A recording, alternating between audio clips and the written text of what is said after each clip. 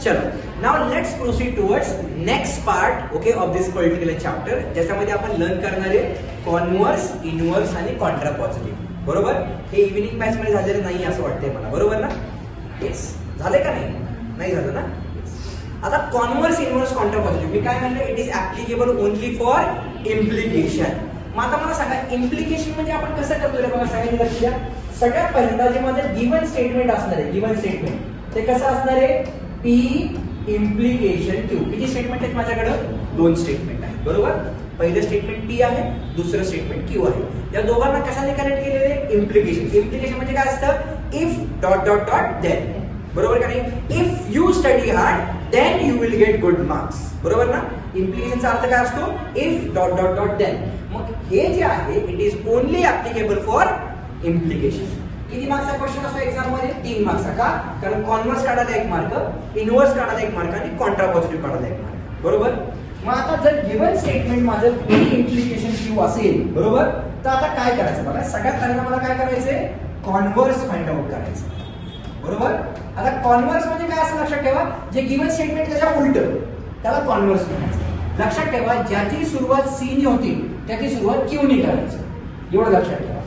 याची सुरुवात कशाने होणार, म्हणजे क्यू ने सुरुवात होणार आणि याच्या उलट करायचं, म्हणजे इथे काय आलं रे, क्यू इम्प्लिकेशन पी. हे झालं माझं कॉन्व्हर्स. बरोबर? आपल्याला 10वी मध्ये बीपीटी होता बघा, बीपीटी बेसिक प्रोपोर्शनॅलिटी थिअरम, आठवते का? नंतर याचं कॉन्व्हर्स पण होतं. कॉन्व्हर्स म्हणजे काय, समजा हे असेल तर हे आहे, तो कॉन्व्हर्स काय म्हणते, हे आहे तर हे वरचं प्रूव्ह करा. तसं या केसमध्ये पी इम्प्लिकेशन क्यू हे माझं गिव्हन स्टेटमेंट आहे. कॉन्व्हर्स काय, त्याच्या उलट, म्हणजे काय आलं, क्यू इम्प्लिकेशन पी. लक्षात कसं ठेवायचं, ज्याची सुरुवात सी ने होती ती सुरुवात क्यू ने करायची. बरोबर? ठीक आहे. चला आपण कॉन्व्हर्स लिहूया. आता नंतर काय असेल माझं, इनव्हर्स. पण इनव्हर्स लिहायच्या आधी आपण काय लिहूया, आपण लिहूया कॉन्ट्रा पॉझिटिव्ह. Contra positive. बरोबर?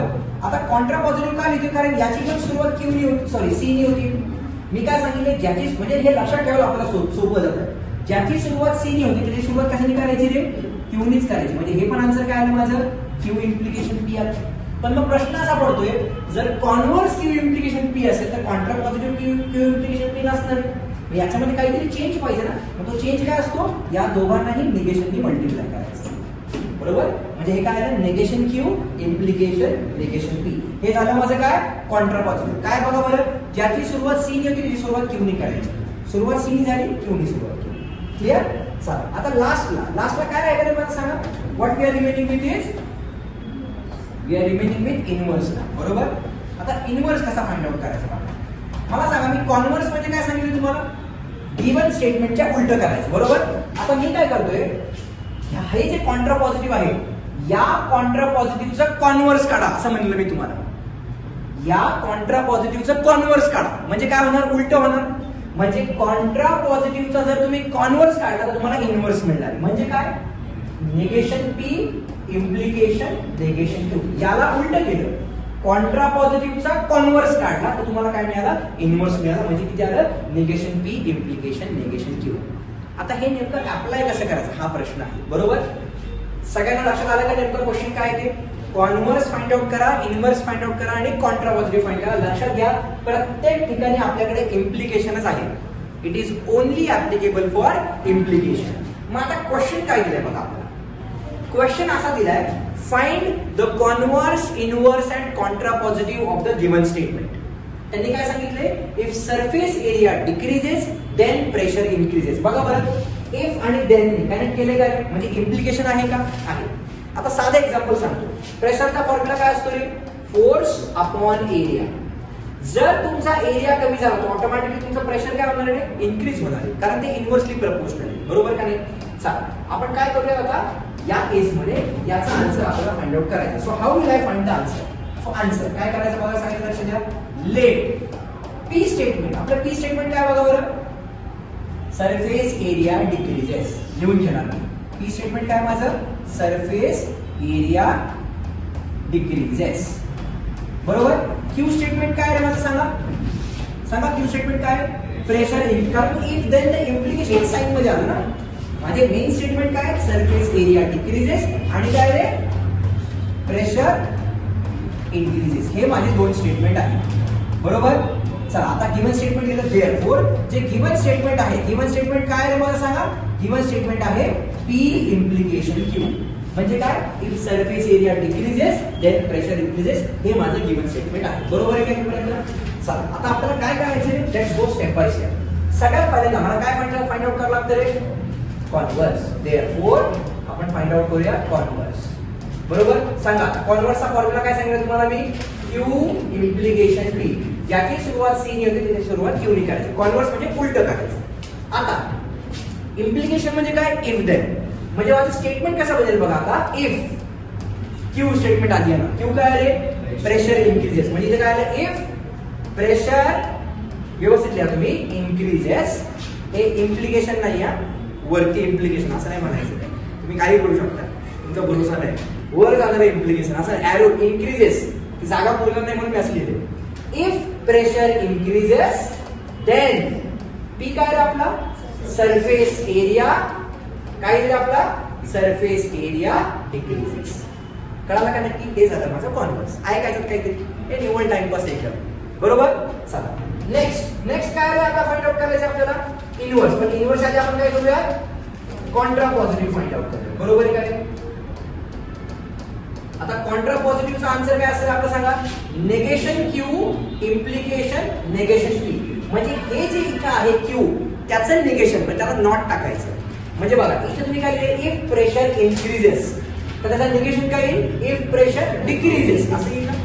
कारण याच्या उलट ना, पण लक्षात घ्या डिक्रीजेस नाही लिहायचं, नॉट दिसलं पाहिजे तिथं. तर मी माझं क्वेश्चन कसं देणार, म्हणजे याचा आन्सर कसं देणार, इफ प्रेशर डज नॉट, बरोबर, डज नॉट इन्क्रीज. आता इन्क्रीजेस नाही लिहायचं, कारण डज वापरले ना इंग्लिश मीडियम, तुम्हाला माहित असलं पाहिजे. बरोबर ना. ज्यावेळी आपण डिक्रीजेस म्हणतो, बरोबर, इथे आपण डज वापरले की ते एस गायब होतं. म्हणजे काय, if pressure does not increase. बघा मी इथं नॉट हा शब्द दाखवला. तुम्ही इन्क्रीज डायरेक्ट डिक्रीज लिहिलं तरी चालतं, पण माझं नेहमी म्हणणार आहे तुम्हाला, टेक्स्टबुक मध्ये पण बघा नेहमी नॉट दिसलं पाहिजे आपल्याला. ठीक आहे. म्हणजे काय आपलं, if pressure does not increase then काय येईल आन्सर सांगा, surface area does not decrease. हे काय झालं माझं कॉन्ट्रा पॉझिटिव्ह. म्हणजे या Qचं निगेशन घ्यायचं आणि या Pचं निगेशन घ्यायचं. निगेशन म्हणजे उलट. करेक्ट. आता याच्या नंतरचं स्टेटमेंट काय रे आपलं सांगा, ज्वाला क्या कर रही है, रुक ना जरा, मेरे से ज्यादा तेरे पेज का ही आवाज आ रहा है. लास्ट मध्ये काय रे आपलं, इनव्हर्स. बरोबर. इनव्हर्स काय असं सांगा आपलं, कॉन्ट्रा पॉझिटिव्हचा कॉन्व्हर्स. म्हणजे थोडक्यात काय, negation P implication negation Q. म्हणजे काय रे, इथे निगेशन P च्या आधी ते लिहायचं. म्हणजे काय रे थोडक्यात, इफ निगेशन P म्हणजे इथलं वाक्य काय रे, surface area does not decrease. बरोबर. देन काय रे, प्रेशर डज नॉट increase. हे झालं माझं कॉन्व्हर्स, इनव्हर्स, कॉन्ट्रा पॉझिटिव्ह 3 मार्क्सचा question. And this is what is my required solution. सगळ्यांना कळालं नक्की. शुअर. अशा टाईपचे आपण अजून एक्झाम्पल सॉल्व्ह करूया. नक्की कळालं. चला मी आता याच व्हिडिओ मध्ये अजून एक एक्झाम्पल याचं सॉल्व्ह करतो. राईट. दुसरं एक्झाम्पल काय घेऊयात आता आपण, दुसरं एक्झाम्पल सांगा, तुम्ही सांगा, तुम्ही म्हणाल कोणता. हा ठीक आहे चालेल. If voltage increases,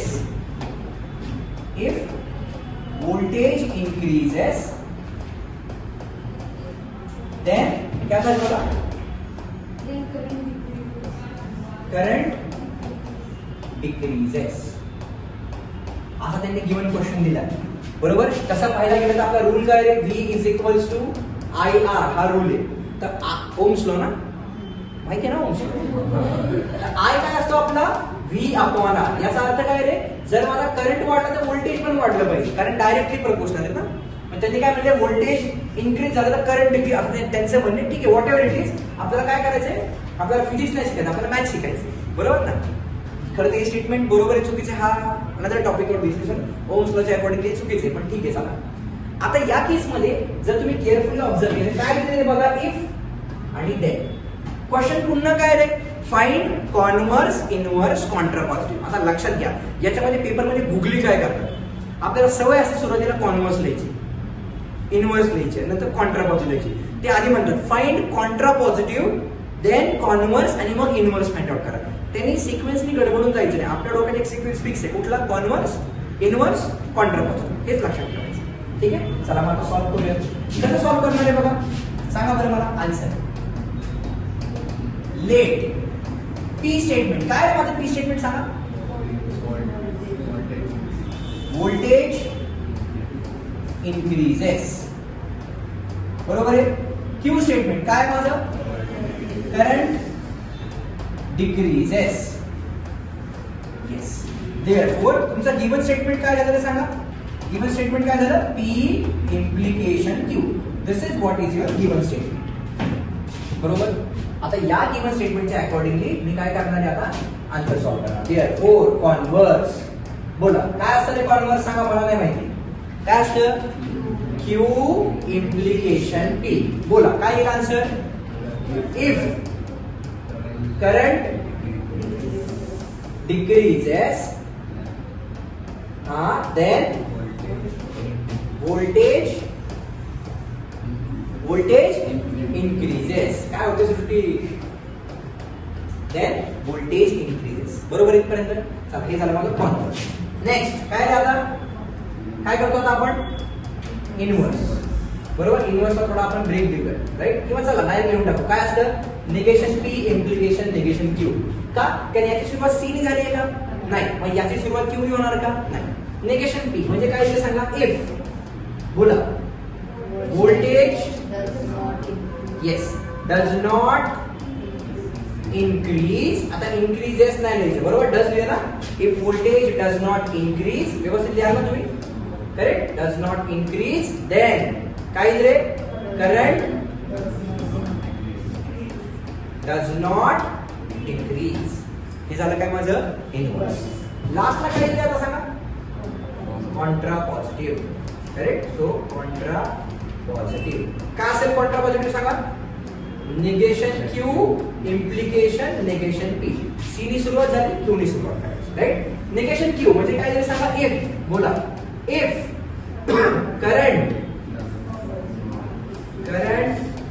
does not decrease, then काय दिले, voltage does not increase, and this is what is my required solution. काय नक्की, शुअर 100% नक्की. अजून एक एक्झाम्पल घेऊ, म्हणजे या व्हिडिओमध्ये आपलं कॉन्व्हर्स इनव्हर्स कॉन्ट्रा पॉझिटिव्ह संपूर्ण टाकू. आता मला सांगा, अशा टाइपचे हजारोने जरी एक्झाम्पल सोडले तरी कॉन्सेप्ट चेंज होणार आहे का, नाही. ठीक है, आपण अजून एक एग्जांपल जो इफ स्टेटमेंट बाद में आया था वो वाला है आपके पास, आठवते मला बघा काय आहे. A family becomes literate. Literate म्हणजे काय आहे, सुशिक्षित, बरोबर, शिकणे, right. A family becomes literate if a woman, ठीक है ना, a woman, the woman, English थोड़ी शिकते. If a, ठीक है चल भाई, the woman, हाँ, if the woman in it is literate. Text बुकवरचा क्वेश्चन आहे. म्हणजे काय, ती फॅमिली सुशिक्षित म्हणून कधी ओळखली जाते, ज्यावेळी त्या फॅमिली मधली स्त्री शिक्षण घेते. म्हणजे आपल्याला काय, आपण गरीब असतो काय नाही, आपण शिकून उपयोग नाही असेल काय, घरी शिकल्यावर फॅमिली लिटरेट झाले. आमचं काय, ठीक आहे, चला. एनिवेज क्वेश्चन एक क्वेश्चन पुरतच मर्यादित ठेवून त्याला, ओके, इतर नाही आमचे काय. आता या केस मध्ये तुम्ही केअरफुली ऑब्झर्व केलं, काय सांगितलं, फॅमिली बिकम्स लिटरेट इफ. इतका वेळ जर तुम्ही बघितलं ना, कॉन्व्हर्स इनव्हर्स फाइंड आउट करता सुरुवात इफ ने व्हायची. या क्वेश्चन मध्ये पण काही सुरुवात इफ ने झाली, बरोबर. पण या क्वेश्चन मध्ये त्यांनी गुगली टाकली, बरोबर, एक स्टेटमेंट दिलं आपल्याला. मग आता नेहमी काय करायचं की याला रिअरेंज करायचं, इफ वाला स्टेटमेंटच पहिल्यांदा घ्यायचं. मग या केस मध्ये इथून पुढे जे स्टेटमेंट असेल ते म्हणजे काय असेल, बी असेल. मग मी काय करणार, आधी जो क्वेश्चन दिला त्याला रिअरेंज करणार. कारण इफने सुरुवात करायची हे आपल्या डोक्यात फिक्स पाहिजे. अदरवाइज तुम्ही याला पी घ्याल त्याला क्यू घ्याल सगळं आन्सर चुकणार. कारण याला पी घेतलं याला क्यू घेतलं तर कॉन्व्हर्स काय येईल, कॉन्व्हर्स काय येईल, उलट येईल. Q implication P, J P implication Q यायला पाहिजे. कळते मला काय म्हणायचं. चला मी काय करणार आहे आन्सर. त्या केस मध्ये काय करूया, let's rewrite the statement as, let's rewrite the statement as. काय स्टेटमेंट दिली सांगा बघा, if the woman, if the woman in it, in it म्हणजे कुठली रे, घरातली म्हणजे फॅमिली मध्ये, बरोबर.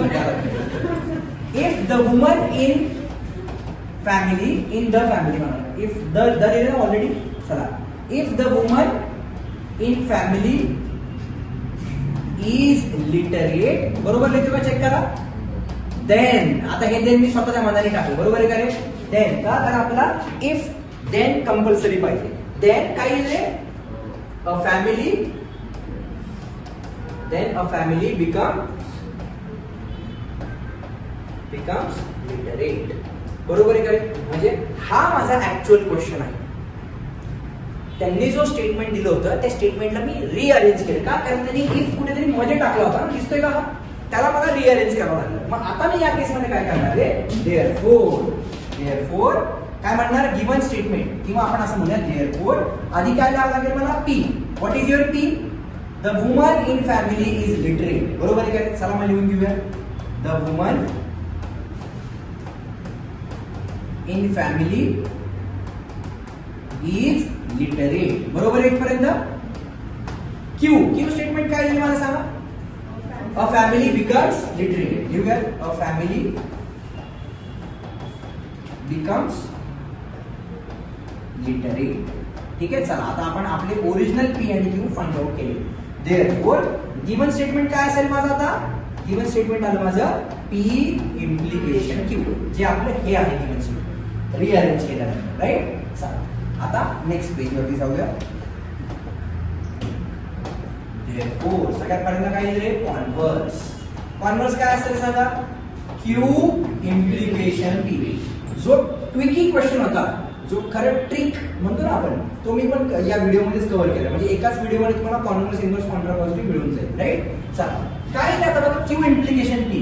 क्यू काय आपलं, अ फॅमिली बिकम्स लिटरेट, राईट. म्हणजे काय लिहिलं सांगा, if a family, if a family becomes literate, बरोबर आहे का रे. पुढे काय, then the woman in it is literate, बरोबर आहे का रे नक्की. ओके नाही, हे झालं माझं काय, कॉन्व्हर्स. आता काय रे, let's talk about inverse. Inverse काय असतं आपल्याला सांगा, yes, negation p implication negation q. आता नेगेशन पी म्हणजे काय बघा, याचं उलट, if the woman in family is not literate, right. So इथे कसं येईल, if the woman in family